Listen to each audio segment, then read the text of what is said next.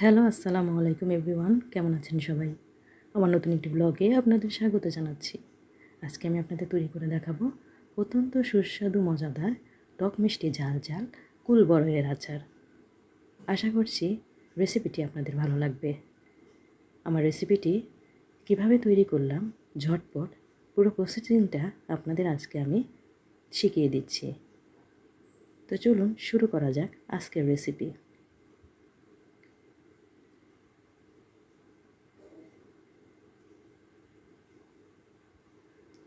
প্রথমে এখানে আমি নিয়ে নিলাম দেশি কুল বড়ই।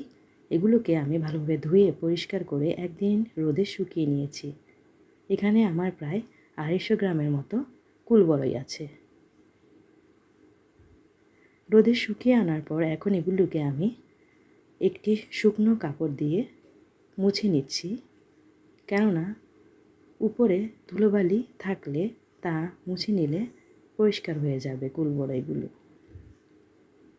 একটি কাপড়ের সাহায্যে এভাবে ঘষে ঘষে আমি কুল বড়ইগুলোকে পরিষ্কার করে নিলাম। এখন আচার তৈরির জন্য মশলা রেডি করব। এই জন্য এখানে আমি একটি পাত্রে নিয়ে নিলাম 1 টেবিল চামচ পরিমাণে 5 ফোড়ন, 1 টেবিল চামচ পরিমাণে মৌরি, 1 টেবিল চামচ পরিমাণে আস্ত জিরা, সাথে নিয়ে নিলাম মেথি 1/2 টেবিল চামচ পরিমাণে। মেথির পরিমাণটা এখানে কম দেব, কেননা বেশি দিলে আচার তিতা হয়ে যেতে পারে। এগুলোর সাথে আমি এখন নিয়ে নিচ্ছি 7-8টি শুকনা মরিচ। এখন এই সবগুলো মশলাকে আমি চুলাতে একটু টেলে নিচ্ছি। এই জন্য চুলাতে একটি শুকনা পাত্র দিয়ে দিলাম। তার মধ্যে এখন আমি মশলাগুলো ভেজে নেব।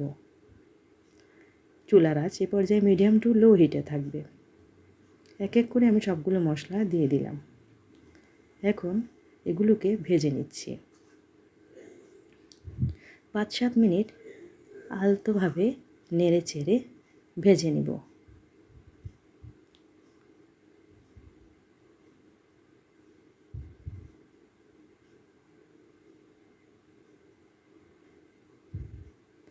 দেখতেই পাচ্ছেন মশলার রং অলরেডি বদলে গেছে।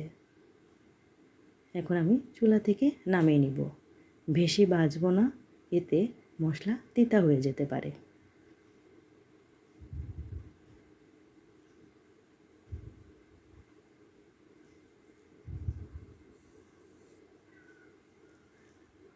ভাজা হয়ে গেলে এখন আমি অন্য একটি পাত্রে নিয়ে নিচ্ছি।